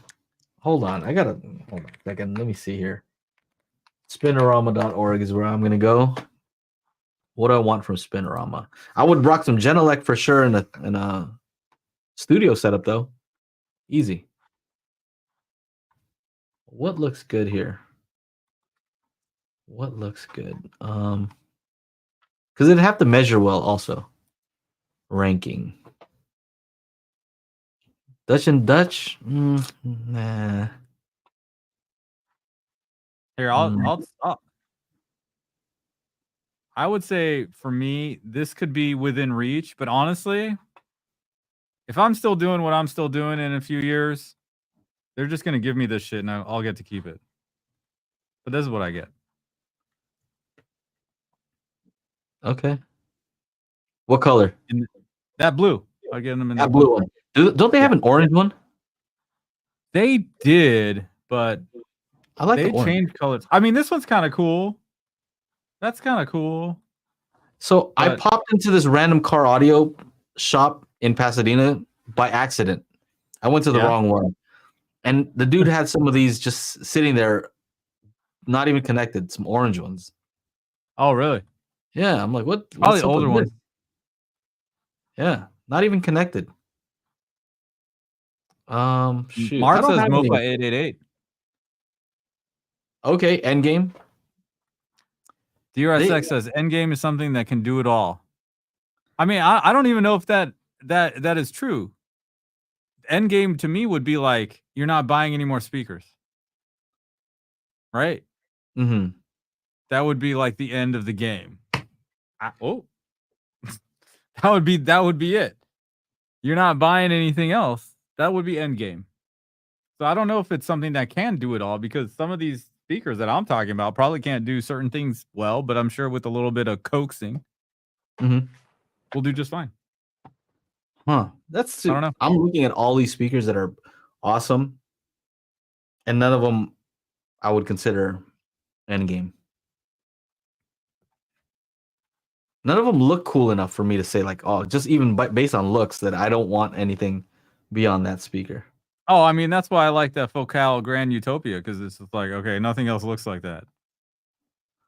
And they got big woofers, beryllium tweeters. Like the measurements on the Kef Blade 2 Metas are ridiculous, but they look kind of plain to me. Like they don't look exciting. Ooh, they look different, but they're not exciting looking to me. Remember those Borisons that we were at the after party? Those look awesome. Those look pretty dope. And those are what, 50,000 a pair? You know, okay. So you know which ones I like the look of, but I don't think that they might not even measure well. But just from looks perspective, I kind of like the way that those what are the all metal Magico? Oh yeah. I kind of like the way the Magico speakers. Let me see. Not these curved ones. Yeah, I don't know. Maybe they look kind of plain too. You know what? I think Sonus Faber has some good looking speakers too, though. Definitely. They have some good looking Faber. There's some sexy, even though the Supremas are real sexy looking, you know, $1 million speakers. But man, I want some more bass. My name's Rob Bass and I came to get down. Oh,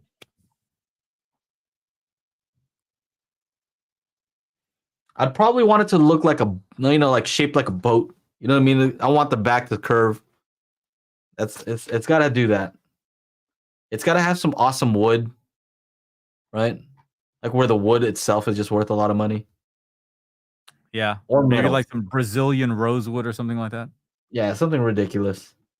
And then on top of that, it has to measure extremely well. So yeah, I don't know which ones those are. Anyway, we should probably get going soon. Yeah, it's late. I need Derek to eat. says I would never pay $37,000 for a pair of speakers. Yeah, that's what I'm saying. I'm gonna make sure Focal gives them to me for free, or just leaves them in the studio here at some point. I mean, how good does it get past 10 to 20K? Look, dude, those Borisons, they look cool. They're made with some pretty awesome materials. And like you go to the back, when that bass is pumping, the like ports are like exhaust pipes from a car. It's pretty badass, dude. Like you get into a point, Dear SX, where it's like more about the aesthetics than anything else. And I forgot what those ones are called. It was the like North American debut or some bullshit too when we were there, Joe. So I don't even know. Okay, so here, I don't even know how these sound. But I like the way they look. These are pretty simple, right? Oh yeah. Boom, with maybe a cool paint job like that, like it's as if it was a car. Yeah. You know, maybe look at that cross car section. Do you see the internal one up there? Yeah. That looks impressive. Yeah, these look pretty legit. Like they could actually measure well too. I don't know about this tweeter situation, but something like that. I like that look.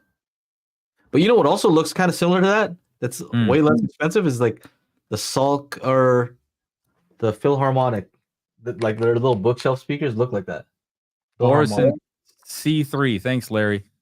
Larry Stugel in the house. Speakers. Speakers. Let's see.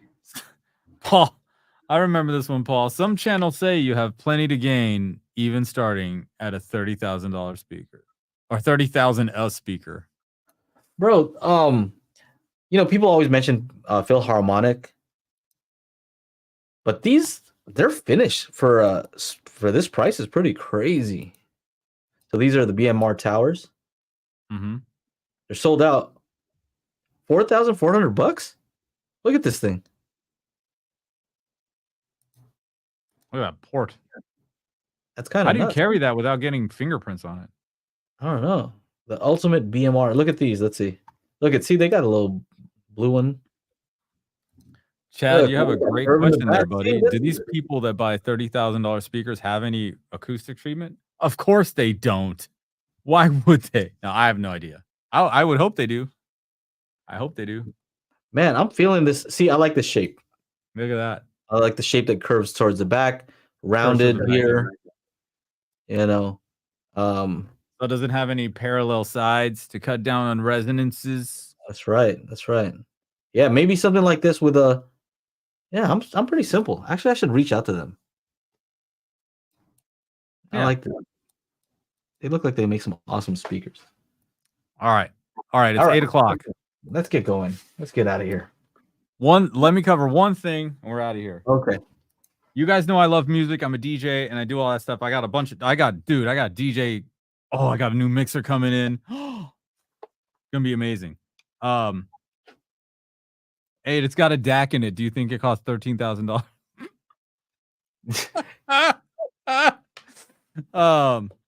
What is this Tuesday evening? Dude, Elon, what the fuck, bro? It's been on Tuesday for months now. Joe's kid had to do like a soccer thing on Mondays. Where you at, Elon? By the way, Elon. So speaking of Elon, real quick, who is it that reached out to me? Who's the speakers that he uses?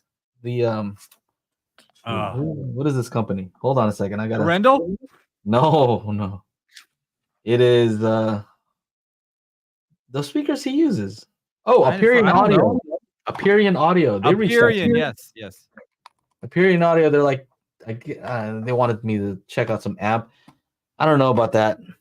You know, I don't have the capability to measure amps, so I don't feel like I'll do a good job.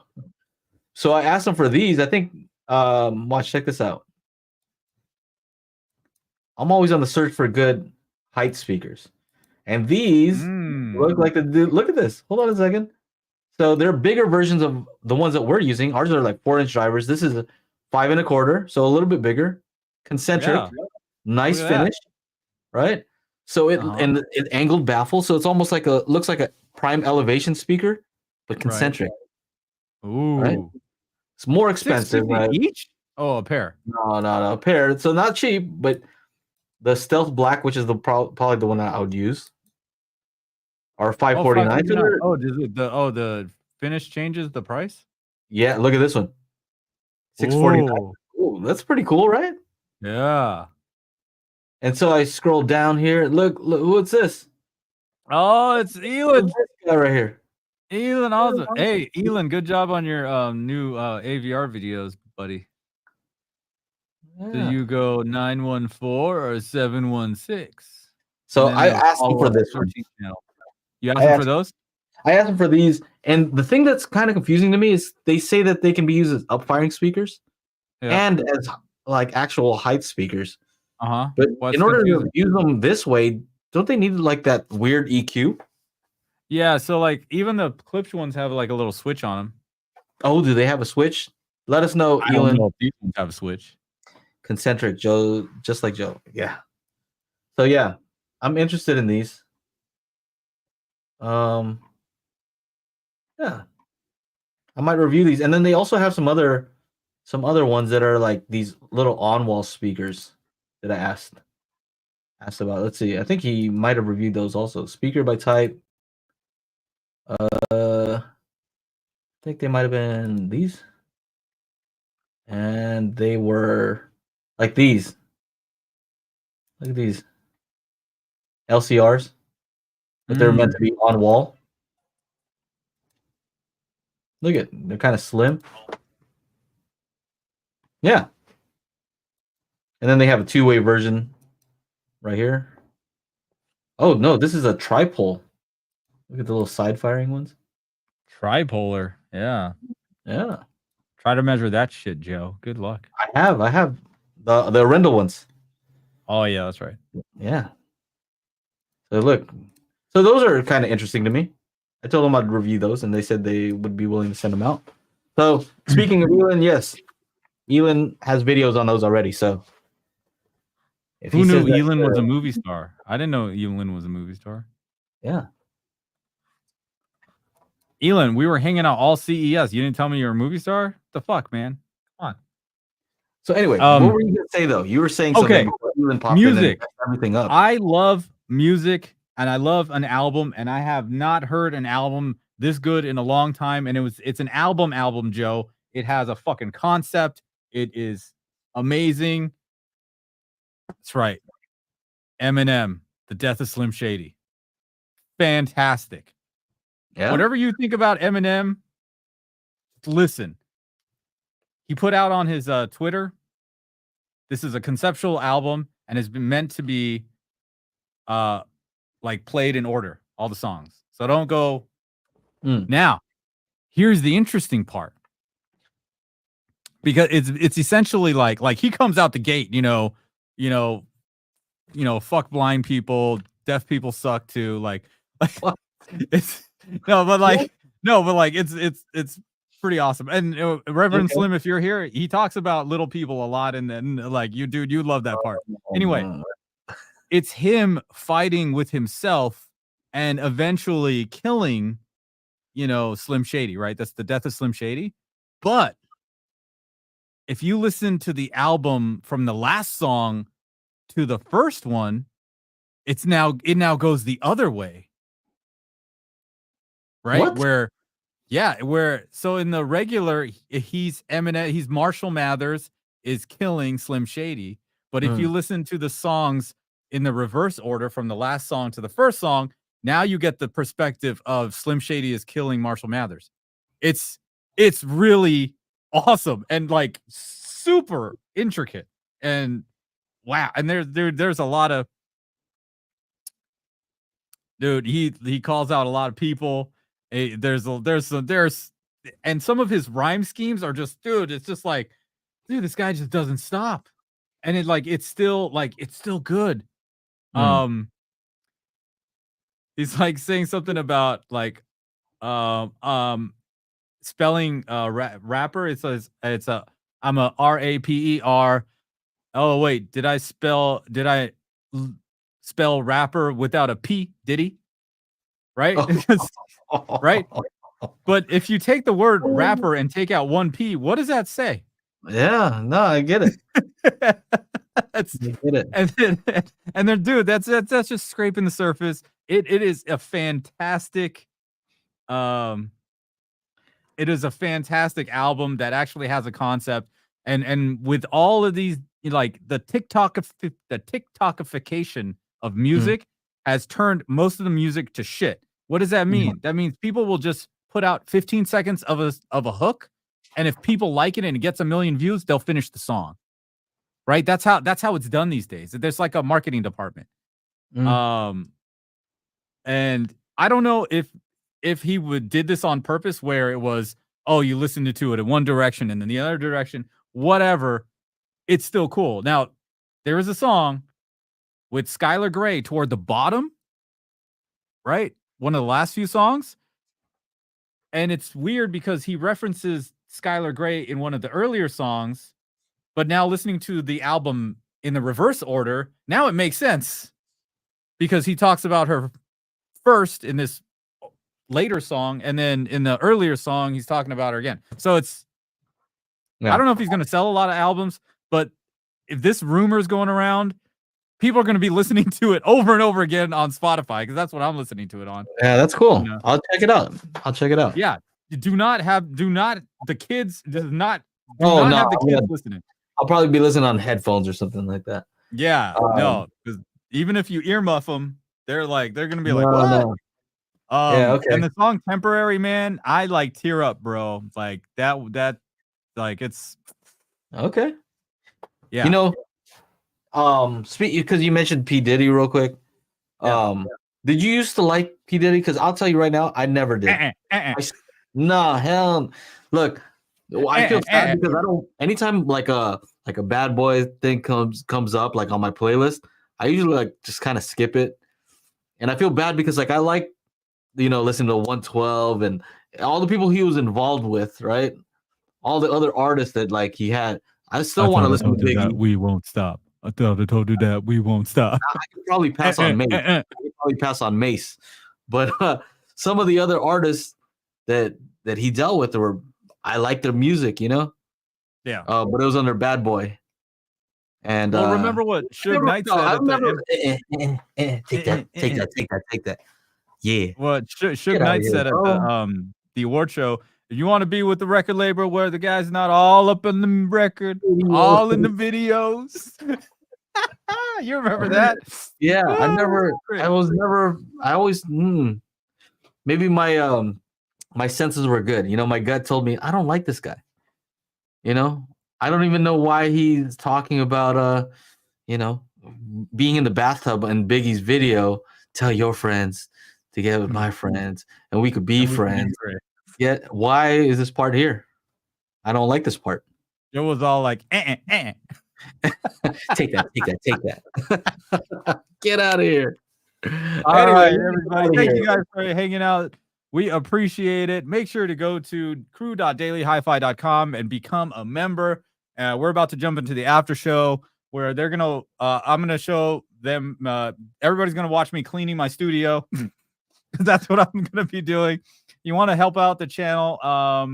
Make sure to go pick up the merch, Daily HiFi merch. Go to shop.dailyhifi.com for the merch. And if you like to listen to podcasts, i.e., you don't want to see me eat on stream, go to anchor.fm/dailyhifi and listen to the podcast. Listen to the podcast. Yeah. Take that. Yeah. So for those of you in the that are members, we will see you in the what do you call it? After show. For those of you not, we will see you next week.